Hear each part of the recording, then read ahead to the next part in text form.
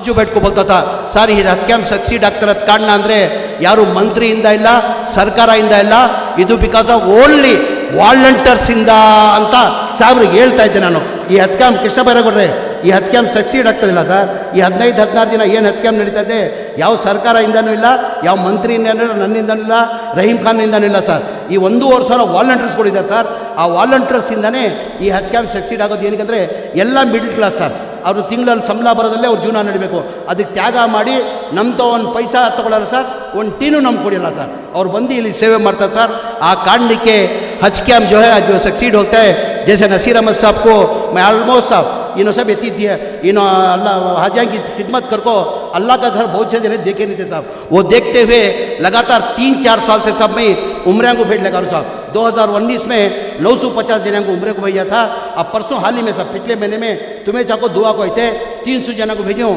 Almost जितने जने जाना था पूरे चलेगी. बच्चे सोलियां को इंशाल्लाह ये बार उनको भी जो भी बच्चे उनको दे तो. मगर ये भी मैं बोलता हूँ नसीर समद साहब, महीने में भेजा सो. अब अल्लाह में बात क्या किसे दुआ करती हैं? अल्लाह का दीदार करो कर को और उम्रा करो, हज करो कर को. किसके पास दुआ करती हैं? अल्लाह के पास मांगती है. अल्लाह तुम्हारी दुआ कबूल कर ले को, ज़मीर अहमद खान को जरिया बना को अल्लाह मियाँ तुमने बुला रहा सो, मई नवे ये भेज रो सो. ये कहते हुए हमारे हज कभी के टिप्पू का चेयरमैन साहब का मैं दिल की गहराई से उनका शुक्रिया अदा करो. बेहतरीन अरेंजमेंट कर कोई तो चेयरमैन साहब का खासकर तमाम मेम्बरों का, जहाँ मुजाहिद खड़को है, हमारे वारिस खड़को है, हमारा मुजाहिद मुज्जू खड़को है, तमाम मेंबर्स का मैं शुक्रिया अदा करते हुए और एक बार हमारे कर्नाटका के चीफ मिनिस्टर साहब का उनकी तबीयत नासार होने की वजह से भी आज जो हमारे फंक्शन में अटेंड हुई. ख्वातीन हज़रात, हमारे दरमियाँ honourable minister for housing, minority welfare और अवकाफ जनाब BZ ज़मीर अहमद खान साहब भी तशरीफ़ रखते हैं. मैं उनसे गुजारिश करता हूं कि अपने खिताब से हमें नवाजें. अस्सलाम वालेकुम रहमतुल्लाहि बरकातुहू. डाइस पे तशरीफ़ फरमाएँ. इस जलसे के ज़िम्मेदार हज़रात अमीर शरीयत मौलाना सग़ीर अहमद रशीदी साहब, मेरे चाहते मौलाना मसूद इमरान साहब, मौलाना मुफ्ती इफ्तिखार क़ासमी साहब, मौलाना जुल्फ़िकार नूरी क़ाज़ी साहब, हमारे और आपके चाहते कर्नाटका के चीफ मिनिस्टर जनाब सिद्धरामैया साहब, और एक इधर लोकल MLA मिनिस्टर जनाब कृष्ण बरोगड़ा साहब, हज मिनिस्टर जनाब रहीम खान साहब, मेरे लीडर और हमारे पार्टी के लीडर CM पॉलिटिकल सेक्रेटरी जनाब नसीर अहमद साहब. वफ़्त का तगाज़ा देखते हुए CM की तबीयत नासार होने के लिए तयाजी लीडर से मैं माफ़ी चाहते हुए किसका नाम नहीं लेते हुए तमाम डेज पे तशरीफ़ फरमाए पॉलिटिकल लीडर्स और उलमा इकराम बैठे हुए तमाम हुजाज इकराम,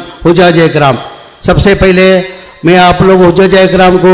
दिल की गहराई से मुबारकबाद देता हूँ. अल्लाह आपका हज आसान फरमाए और कबूल फरमाए. उसके साथ साथ मैं हमारे कर्नाटका के चीफ मिनिस्टर सिद्धरामैया साहब को मैं दिल की गहराई से शुक्र आपकी तरफ से मेरी तरफ से शुक्रिया अदा करता हूँ. वजह उनकी, उन्होंने 1 महीना पहले ही मेरे को और नसीर अहमद साहब को हज इनाग्रेशन फंक्शन कब है करके पूछे. हम बोले फलाना डेट है 28 तारीख अप्रैल 28 तारीख को है करके. हमने 1 महीना पहले सिद्धरामैया साहब ने पूछ के डेट एंट्री किया था 1 महीना पहले के 28 तारीख को फंक्शन है करके. उनकी तबीयत नासार होने के बावजूद भी आज बेलगाम जाके स्पेशल फ्लाइट करके सिर्फ और सिर्फ हज का प्रोग्राम इनाग्रेशन प्रोग्राम है करके स्पेशल फ्लाइट करके 6 बजे आके मई और नसीर अहमद साहब जाने से पहले तबीयत नासार है, बुखार भी होने के कारण, और डोलो 650 खा के मई और नसीर साहब जाने से पहले हमारे चीफ मिनिस्टर ये फंक्शन के लिए आने के लिए तैयार थे. मैं आपकी तरफ से मेरी तरफ से दिल की गहराई से उनका शुक्रिया अदा करता हूँ. ज़्यादा ना बात करते हुए, क्योंकि चीफ मिनिस्टर साहब की तबीयत नासार होने की वजह से मैं ज़्यादा ना बात करते हुए मैं सिर्फ मेरी 5 मिनट के लिए मेरी बात को ख़त्म करता हूँ. आप अच्छी तरह जानते हैं कि पिछली बार जो हज का जो कोटा था उससे ज़्यादा एप्लीकेशन थे. इस बार अल्लाह का मैं लाख शुक्रिया अदा करता हूँ. इस बार टोटल हज का एप्लीकेशन 11,007 एप्लीकेशन आए थे. उसके अंदर हज का कोटा दिया गया हमारे को 8,690% कोटा दिया गया था. हज के एप्लीकेशन के हिसाब से जो पैसा जो बढ़ता है उसका ही इम्प्लीमेंट होता है. 8,690% जिन्होंने भी पैसा दिया है आज पूरों का हज को जाने का अल्लाह मियाँ मौका दिया है. जैसा कि रहीम खान साहब ने बताया है, अल्लाह का घर का दीदार हज की हर एक मुसलमान की एक अरमान रहती कि ज़िंदगी के अंदर मैं हज करना करके हर एक की मुसलमान की एक अरमान रहती, मगर अल्लाह का जब तक उसका बुलावा आता नहीं कोई भी मई का लाल जान नहीं सकता। एक छोटी सी मिसाल देखते हुए हैदराबाद के निज़ाम है, हैदराबाद के निज़ाम मक्के और मदीने के लिए अरबों करबों रुपए ताउन किए, यानी कभी अल्लाह के घर का दीदार करने होता नहीं, अल्लाह जिसको चाहता उसको ही अल्लाह बुलाता। अल्लाह ने आपको आज बुलाया है, उसके साथ में आप अल्लाह में आप लोग को बुलाया, और उसके साथ में कर्नाटका का जो प्राइवेट जो कोटा होता है, जैसा कि नासिर अहमद साहब ने बताया एमपी ने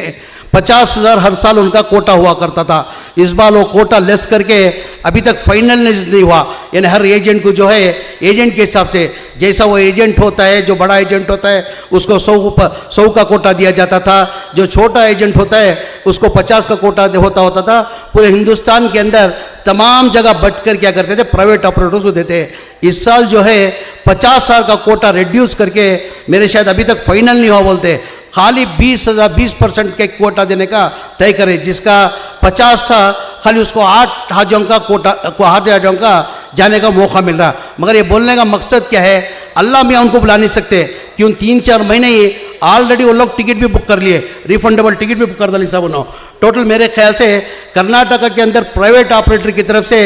2,000 करोड़ रुपए पेमेंट किया गया है। फ्लाइट्स के अंदर किसने बरोगड़ा साहब को अच्छी हिंदी आती है, प्राइवेट ऑपरेटर हर साल 50,000 का कोटा दिया जाता था सर। वो देखते हुए वो क्या होता है, सऊदी अरेबिया के अंदर क्या होता है, एडवांस में रूम बुक करना पड़ता था। यानी पूरे हिंदुस्तान की बात कर रहा हूँ, पूरे इंडिया की बात कर रहा हूँ, कम से कम 2,000 करोड़ रुपए हमारे इंडिया से पेमेंट जाके हर एजेंट उसके हिसाब से उसकी जितना उसका कोटा था वो हिसाब से ऑलरेडी उधर मक्के और मदीने के अंदर रूम भी बुक करा दिया। और रिफंडेबल अनरिफंडेबल टिकट बोलते, जो रिफंडेबल अनरिफंडेबल मतलब क्या होता है, थोड़ा कम चार्जेस में मिलता है, वो ऑलरेडी 50,000 हाजियों के लिए वो टिकट भी एजेंट लोग बुक कर दिए थे। मगर अल्लाह मियाँ का उनको जाने का, अल्लाह मियाँ जब तक उनका बुलाने आता अल्लाह मियाँ जाता नहीं। आप लोग से भी एक आजीज़ाना गुजारिश है, जो कल हज्जाज इकराम कल की शाम की फ़्लाइट है, जो हज्जाज इकराम जा रहे, अल्लाह के वास्ते जैसा जाके आप पहुँचते उन हाजियों को भी अल्लाह मियाँ उनकी भी जो अरमान है अल्लाह पूरी करना करके आपसे गुजारिश करता हूँ। उसके साथ साथ में ज़्यादा वक्त नहीं है, मैं कौन सा सब्जेक्ट बात करूँ, कौन सा सब्जेक्ट छोड़ूँ, मेरे को समझ में रहा। क्या कहते हैं सिदरा में के कारनामे ऐसे हैं हमारे कौम के लिए जो किए, मैं सुनाने जाऊँगा तो कम से कम 2 दिन लगेंगे। कितने दिन लगेंगे? 2 दिन लगेंगे सिदरा में के कारनामा। अभी जो हम लोग स्टेज जो हर साल जो है हज इनाग्रेशन के अंदर जो फंक्शन करते, जो हज इनाग्रेशन के अंदर मेरे ख्याल से आज तबीयत नासार मेरे को और नसीर अहमद साहब को सिदरा में साहब आते नहीं आते करके हमको थोड़ा डाउट था, क्योंकि तबीयत नासार होने की वजह से आते नहीं आते करके मैं इसके पहले भी बताया, हम आने से पहले सिदरा में साहब ये फंक्शन को जाने के लिए तैयार थे। यानी अल्लाह मियाँ उनको इतनी हमारे ऊपर चाहत देते हुए और अटैचमेंट देने की वजह वो इधर आज प्रोग्राम में है। अल्लाह मियाँ सबको ये प्रोग्राम में मौका नहीं देता। कुमार स्वामी साहब को भी 2 बार चीफ मिनिस्टर कुमार स्वामी बने थे, 2 सತಿ कुमार स्वामी सर ಮುಖ್ಯಮಂತ್ರಿ ಆಗಿ ಅವಕಾಶ ಸಿಕ್ಕಿ ಸರ್, ಅವ್ರು ಯಾವತ್ತೂ ಹಜ್ ಇನಾಗ್ರೇಷನ್ಗೆ ಬರೋಕ್ಕೆ ಸಾಧ್ಯ ಆಗಿಲ್ಲ।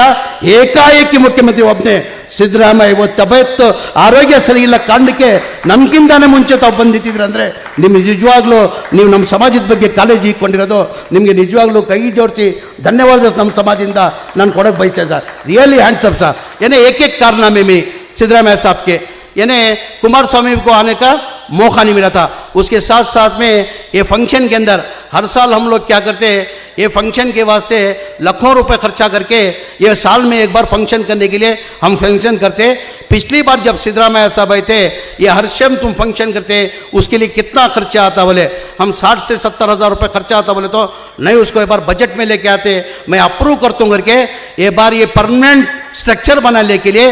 10 करोड़ रुपए सैंक्शन करके कहते 10 करोड़ रुपए सैंक्शन करे, परमानेंट सैंक्शन करना करके। जब पिछली हुकूमत थी सिद्धरामैया साहब जब मुख्यमंत्री थे 2-4 डिवीजन के अंदर हज हाउस बनना करके डिसाइड किए थे। उसके अंदर मंगलूर के अंदर एक हज घर बनना करके डिसाइड किए थे और गुलबर्गा के अंदर हज घर बनना करके डिसाइड करके वो टाइम पे 2016 के अंदर ही 10 करोड़ रुपए रिजर्व करे थे। बाद में 2018 के अंदर हमारी गवर्नमेंट चली गई, BJP Janata Dal coalition government आई थी, बाद में बीजेपी हुकूमत आ गई, उसके अंदर तामीर नहीं हुआ था। आज सिद्धरामैया वापस हमारी कांग्रेस हुकूमत के आने के बाद हमारे सिद्धरामैया साहब ने आदेश दिया है, मैं खुद आता हूँ, मंगलूर का हज का संघीय बुनियाद का काम मैं ही करता हूँ करके 16 तारीख को हमारे चीफ मिनिस्टर साहब मंगलूर का हज घर के लिए आज उन्होंने डेट दिया है, 16 तारीख को संघीय बुनियाद हो रहा है। उसके साथ साथ में और एक मैं दिल की गहराई से हमारा इनायतुल्लाह करके जो सूरत कल के जो हमारे कांग्रेस के कैंडिडेट थे, बहुत सालों से जगह का मसला चल रहा था, गवर्नमेंट से भी जो एक जगह अलर्ट किए थे वो सही जगह ना होने की वजह से कोई वहाँ लोकल माने नहीं, हो ये नहीं होना करके बहुत सालों से पेंडिंग था। तो इनायत करके जो हमारी पार्टी से जो कैंडिडेट थे पिछले साल 2023 के अंदर सूरत कल से जो कैंडिडेट थे वो कैंडिडेट सामने से आके अल्लाह उनको हिदायत दे के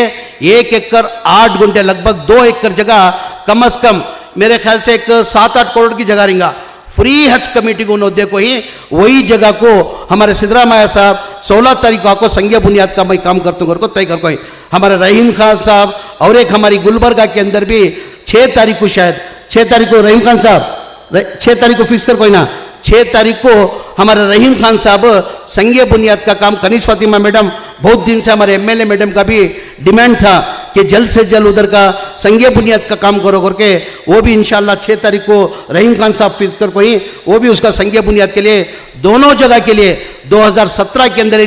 सिद्धरामैया साहब ग्रांट दिए थे 10 करोड़ मंगलूर के लिए 10 करोड़ गुलबर्गा के लिए और ज्यादा पैसे की जरूरत पड़ेगी तो सिद्धरामैया साहब ने वादा किया है बेहतरीन हजगर बनना दोनों जगह और अगर पैसे की जरूरत पड़ी तो मैं देता हूँ करके हमारे चीफ मिनिस्टर साहब ने वादा किया है। उसके साथ साथ में आप अच्छी तरह से जानते हैं कि ये हज कैम्प के अंदर सालाना जो है जो हज का सीजन जो होता है उस टाइम पे हम लोग 1 महीने के लिए प्रोग्राम करते हैं, बाकी 11 महीने प्रोग्राम खाली हुआ करता था। तो हमारी हुकूमत आने के बाद हमारे चीफ मिनिस्टर सिद्धरामैया साहब से बात करके साहब ये 11 महीने खाली रहता है, फिर हज कैम्प हम जब करते हैं जब उसके लिए खर्च करके करना पड़ता है, तो उस वजह से इसके अंदर में IAS IPS KS coaching centre डालता हूँ करके चीफ मिनिस्टर साहब से मैं परमिशन लेके ये साल से 400 बच्चों को हज कैम्प के अंदर IAS IPS KS coaching centre डालना करके ये बार हमने शुरुआत की। अल्लाह का मैं शुक्रिया अदा करता हूँ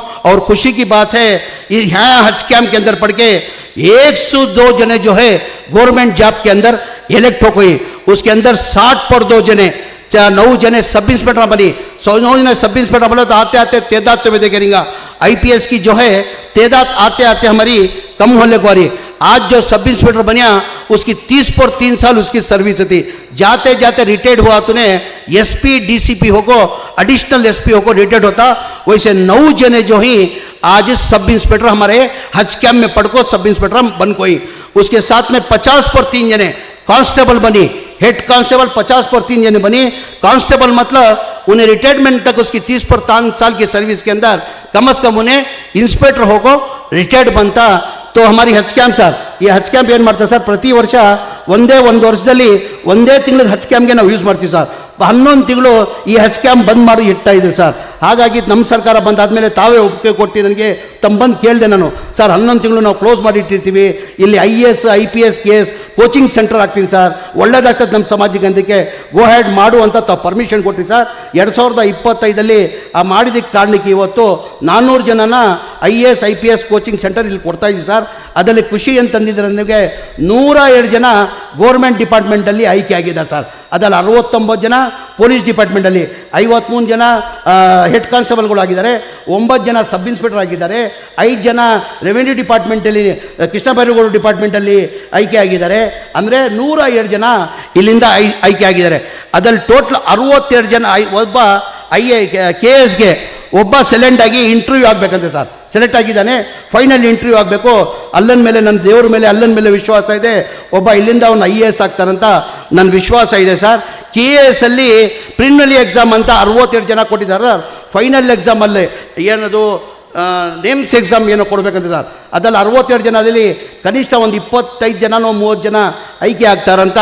ನನಗೆ ವಿಶ್ವಾಸ ಇದೆ ಸರ್। इसके साथ साथ में मैं बोल रहा ना ये सिद्धरामैया साहब के बात करते हुए ನಿಮ್ಮ ಬಗ್ಗೆ ಹೇಳಕ್ಕೆ ನಮ್ಮ ಸಮಾಜಕ್ಕೆ ಮಾಡಿರೋದು ಹೇಳ್ತಾ ಹೋದ್ರೆ ಸರ್ 2 ದಿನ ಬೇಕಾಗ್ತದೆ ಸರ್, 2 ದಿನ ಹೇಳಿದ್ರು ಸಾಲದು, ತಾವು ಅಷ್ಟು ಮಾಡಿದ್ದೀರಾ ಸರ್, ಅಷ್ಟು ಮಾಡಿದ್ದೀರಾ ಸರ್, ತಾವು ನಾವು ಹೇಳಂಗೆ ಇಲ್ಲ। ये कहते हुए अब जैसा कि हमारा नासिर हुसैन साहब ने बताया जो हमारे सिद्धरामैया साहब ने जो बजट क्यों बोले तो ऐसा मौका हमारे को दोबारा मिलता नहीं उलमा इकराम भी तमाम बैठी ಒಂದು 5 ನಿಮಿಷ ಲೇಟ್ ಆಗೋ ಸರ್ ನಮ್ಮ ಸಮಾಜ ಇಡೀ ರಾಜ್ಯದಿಂದ ಬಂದವರು ಸರ್ ಅವ್ರಿಗೂ ಗೊತ್ತಾಗಬೇಕಿಲ್ಲ ಸರ್ ತಾವೇನು ನಮ್ಮ ಸಮಾಜಕ್ಕೆ ಮಾಡಿದ್ದೀರಂತ ಅವ್ರಿಗೂ ಅರ್ಥ ಆಗಬೇಕಂತೆ ಸರ್ ಒಂದು 2-3 ನಿಮಿಷ ಹೆಚ್ಚಾಗಿ ತೊಗೊತೀನಿ ದಯಮಾಡಿ ತಪ್ಪಾಗಿ ಭಾವಿಸ್ಬಾರ್ದು ಬೇಜಾರು ಮಾಡ್ಕೊಳ್ಬಾರ್ದು ಸರ್ 2 ನಿಮಿಷ ಜಾಸ್ತಿ ತೊಗೊತೀನಿ सर जो हमारा 2013 से पहले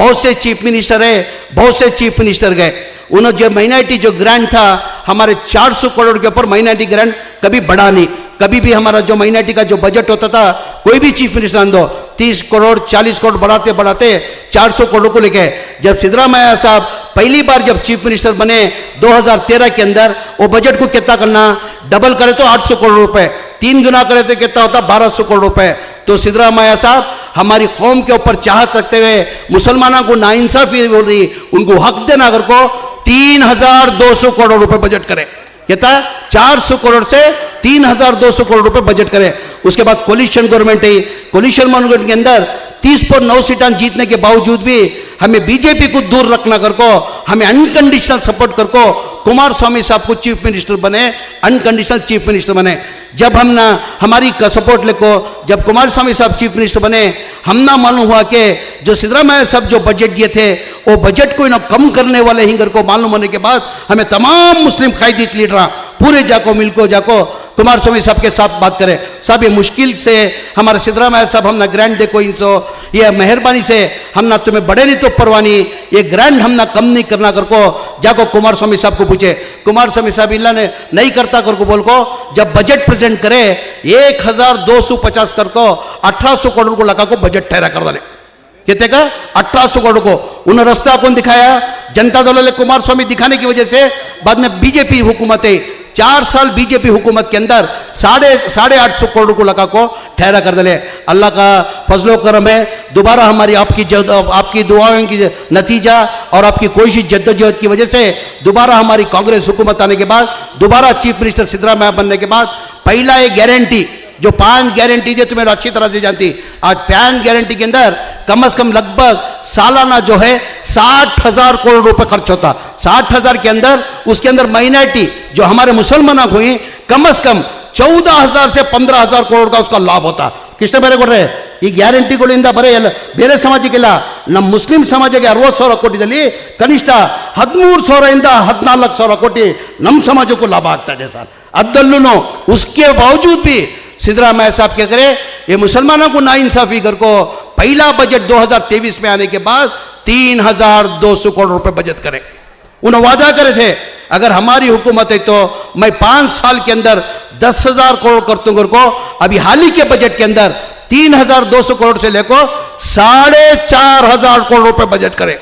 आज तक नहीं हिंदुस्तान के अंदर कोई स्टेट के अंदर नहीं हिंदुस्तान के अंदर नहीं सेंट्रल गवर्नमेंट का बजट 3,600 करोड़ रुपए हमारा कर्नाटक का सिद्धरामैया का बजट 4,500 करोड़ केंद्र बजट ಎಷ್ಟಿದೆ ಗೊತ್ತಿದೆ ಕೃಷ್ಣ ಬರಗಡೆ ಇಡೀ ದೇಶಕ್ಕೆ ಸೆಂಟ್ರಲ್ ಗವರ್ನಮೆಂಟ್ ಬಜೆಟ್ ಎಷ್ಟು ಹೇಳಿ ಮೈನಾರಿಟಿಗೆ 3,600 ಕೋಟಿ ಬರೇ ಒಂದೇ ನಮ್ಮ ರಾಜ್ಯದಲ್ಲಿ ಬೇರೆ ಯಾವ ರಾಜ್ಯದಲ್ಲೂ ಇಲ್ಲ sir only one in Karnataka because of Siddaramaiah G 4,500 ಕೋಟಿ ಕೊಟ್ಟಿದ್ದೀರಾ ಸರ್ 4,500 ಕೋಟಿ ಕೊಟ್ಟಿದ್ದೀರಾ ಸರ್ ಯಾವ ರಾಜ್ಯದಲ್ಲೂ ಇಲ್ಲ ಸರ್ ये 4,500 जो करोड़ दिए मैं 1-2 मिनट के अंदर मेरी खत्म करता हूं साहब की तबीयत नासार होने की तरफ से मेरे तरफ ही उनकी नजर है मेरे तरफ उनकी नजर है ट्रेनी 4,500 करोड़ के अंदर हमें नसीर अहमद साहब जब्बार साहब सलीम अहमद साहब रिजवान हारिस भाई तमाम हमें बैठ को कभी भी हमें क्या डिस्कस करती ये सही ये बजट जो सिद्धरामैया साहब दी उसे सही इस्तेमाल होना सही कहाँ इस्तेमाल होना तो तालीम के अंदर हमें बहुत पीछे ही क्या तो कर को तालीम के अंदर हमारे आदमी आ गया ना कर को हमें तालीम के वास्ते खर्च कर को कम से कम 4,500 के अंदर 2,500 करोड़ ओनली फॉर एजुकेशन में खर्च करना कर को तय कर कोई किसने ಬೇರೆ ಕೊಡ್ರೆ ನಾವೇನು ಮಾಡಿದ್ವಿ ನಾವೆಲ್ಲ ಮುಖಂಡರುಗಳು ಲೀಡರ್ಗಳು ಮಾತಾಡ್ಬಿಟ್ಟು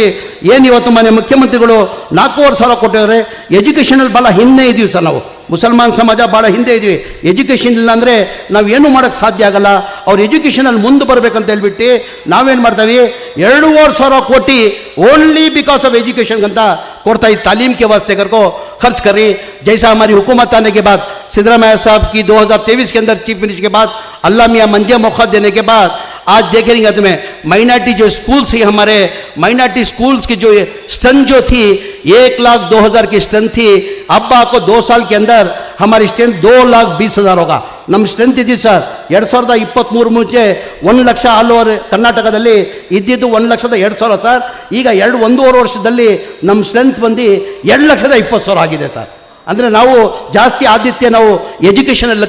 ಕೊಡ್ತಾ ಇದ್ದೀವಿ. ಹಾಗಾಗಿ ज़्यादा बात करते हुए एक दुआ की दरख्वास्त करते हुए आज किस माहौल से हमें किस हालत से हमें गुजर रही तुम्हें अच्छी तरह से जानते हुए गुजारा नहीं करता. अल्लाह के पास जब जब तुम्हें काबा देखती जो भी तुम्हारी दुआ ही तुम्हारी पर्सनल तुम्हें दुआ मांग ले को काबा देखने के बाद अल्लाह मियाँ जो भी दुआ तुम्हें मांगती अल्लाह कबूल तक को हमना सब उसका यकीदा और यकीन हमना. तो तुम्हारे हज्जाज उकराम से एक आजीजाना गुजारिश करते हुए जैसा काबा को तुम्हें देखती काबे को देखने के बाद तुम ना तुम्हारे ख़ानदान को तुम्हारे पूरे तुम्हारी फैमिली को पूछने के बाद हिंदुस्तान के वास्ते खास कर पूछना, यहाँ के अमन के वास्ते खास कर पूछना कि मुसलमान हिंदू मुसलमान सिख ईसाई पूरे चाहत से रहना और ख़ास कर हमारे ऊपर सिद्धरामैया साहब का साया रहना, खासकर उनके वास्ते दुआ करना. ऐसे सिर्फ एक चीफ मिनिस्टर है तो मैं छोड़ो नसीर साहब छोड़ो दूसरे छोड़ो, एक हमारा कर्नाटका के अंदर ऐसा हमना रह पर हमना चीफ मिनिस्टर मिला तो मुसलमानों को कोई भी तकलीफ नहीं आती. ये कहते हुए दोबारा हज्जाज इकराम को मुबारकबाद देते हुए खासकर ये हज कैम्प सक्सीड होने का वजह मैं हमारे चीफ मिनिस्टर साहब को बाजू बैठ को बोलता था, सर ಈ ಹಜ್ ಕ್ಯಾಂಪ್ ಸಕ್ಸೀಡ್ ಆಗ್ತಿರೋದು ಕಾರಣ ಅಂದರೆ ಯಾರು ಮಂತ್ರಿಯಿಂದ ಇಲ್ಲ ಸರ್ಕಾರದಿಂದ ಇಲ್ಲ, ಇದು ಬಿಕಾಸ್ ಆಫ್ ಓನ್ಲಿ ವಾಲಂಟಿಯರ್ಸ್ ಇಂದ ಅಂತ ಸಾಹೇಬ್ರಿಗೆ ಹೇಳ್ತಾ ಇದ್ದೆ ನಾನು. ಈ ಹಜ್ ಕ್ಯಾಂಪ್ ಕೃಷ್ಣ ಬೈರೇಗೌಡ್ರೆ ಈ ಹಜ್ ಕ್ಯಾಂಪ್ ಸಕ್ಸೀಡ್ ಆಗ್ತದಿಲ್ಲ ಸರ್. ಈ 15-16 ದಿನ ಏನು ಹಜ್ ಕ್ಯಾಂಪ್ ನಡೀತಾ ಇದೆ ಯಾವ ಸರ್ಕಾರದಿಂದನೂ ಇಲ್ಲ, ಯಾವ ಮಂತ್ರಿಯಿಂದ ನನ್ನಿಂದನೂ ಇಲ್ಲ, ರಹೀಮ್ ಖಾನ್ನಿಂದನೂ ಇಲ್ಲ ಸರ್. ಈ 1,500 ವಾಲಂಟಿಯರ್ಸ್ಗಳಿದ್ದಾರೆ ಸರ್. ಆ ವಾಲಂಟಿಯರ್ಸಿಂದನೇ ಈ ಹಜ್ ಕ್ಯಾಂಪ್ ಸಕ್ಸೀಡ್ ಆಗೋದು. ಏನಕ್ಕೆ ಎಲ್ಲ ಮಿಡಲ್ ಕ್ಲಾಸ್ ಸರ್, ಅವರು ತಿಂಗಳಲ್ಲಿ ಸಂಬಳ ಬರೋದಲ್ಲೇ ಅವ್ರ ಜೀವನ ನಡಿಬೇಕು. ಅದಕ್ಕೆ ತ್ಯಾಗ ಮಾಡಿ ನಮ್ಮ ಒಂದು ಪೈಸಾ ತೊಗೊಳ್ಳಲ್ಲ ಸರ್, ಒಂದು ಟೀನು ನಮ್ಗೆ ಕೊಡಿಲ್ಲ ಸರ್. ಅವ್ರು ಬಂದು ಇಲ್ಲಿ ಸೇವೆ ಮಾಡ್ತಾರೆ ಸರ್. ಆ ಕಾರಣಕ್ಕೆ हज कैम्प जो है आज जो सक्सीड होता है, जैसे नसीर अहमद साहब को मैं ऑलमोस्ट साहब इन्हों सब इतनी थी इन्हों अल्लाह हाजियाँ की खिदमत कर को अल्लाह का घर बहुत से जने देखे नहीं थे साहब. वो देखते हुए लगातार 3-4 साल से सब मैं उम्र को भेज लगा रहा साहब. 2019 में 950 जने को उम्र को भेजा था. अब परसों हाल ही में सब पिछले महीने में तुम्हें चाहो दुआ को थे 300 जना को भेजूँ. ऑलमोस्ट जितने जने जाना था पूरे चलेंगे. बच्चे सोलियाँ को इंशाल्लाह ये बार उनको भी जो भी बच्चे उनको दे तो. मगर ये भी मैं बोलता हूँ नसीर साहब मैं नवे भेजा सो. अब अल्लाह में बात क्या किसे दुआ करती हैं, अल्लाह का दीदार करो कर को और उम्रा करो हज करो कर को किसके पास दुआ करती हैं, अल्लाह के पास मांगती है. अल्लाह तुम्हारी दुआ कबूल कर ले को ज़मीर अहमद खान को जरिया बना को अल्लाह मियाँ तुम न बुला रहा सो मैं नवे ये भेज रहा सो. ये कहते हुए हमारे हज कमी के टिप्पू का चेयरमैन साहब का मैं दिल की गहराई से उनका शुक्रिया अदा करता हूँ. बेहतरीन अरेंजमेंट कर कोई तो चेयरमैन साहब का खासकर तमाम मेम्बरों का, यहाँ मुजाहिद खड़को ही हमारे वारिस खड़को ही हमारा मुजू खड़को है, तमाम मेंबर्स का मैं शुक्रिया अदा करते हुए और एक बार हमारे कर्नाटका के चीफ मिनिस्टर साहब का उनकी तबीयत नासार होने की वजह से भी आज जो हमारे फंक्शन में अटेंड हुए उनका भी दिल की गहराई से शुक्रिया अदा करते हुए मेरी बात को ख़त्म करता हूँ. अस्सलामु अलैकुम रहमतुल्लाहि बरकातुहू.